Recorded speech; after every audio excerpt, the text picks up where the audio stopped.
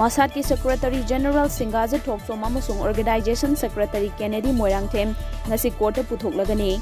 Masat ki executive ani ase haukiba December gi tang 9 da North Delhi dagi Imphal police personnel anina Sanskrit language tamhalagani haina Education Minister na lauthokiba dugi mayokta thokiba press release amagi matangda fagat-khibani. Makhoi ngarang Delhi dagi Imphal da puthok-khibani.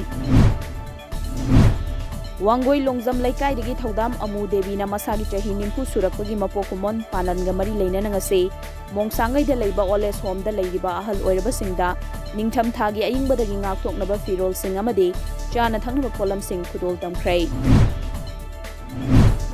Manipur lenga ki education is amadi bosem na sinduna ngasi TZ Higher Secondary School da school fagat hanse mission hodokpaga loinana nimphonipan suba annual prize distribution gi thoram pangthokli.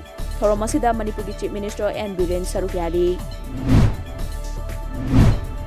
Ngarang Ukhrul District ki manung chanba Ukhrul Jesami lambi paringda thokiba lambi gi khudongthiba thodok amada Saktimanda tongduna lakpa miyoi ani laikhidre atopa miyoi ani na soktuna aruba pibamda laikanakhrei. Manipuri Language Protection Coordination Committee na Manipuri loan bu Assam lengak na sakhanglaba loan ama ohenaba sangsilakiba khongjamgi sarukomoi na ngarang Assam Government ki Principal Secretary ga Manipuri Language Protection Coordination Committee ga puna phaminaduna wari sanakhrei.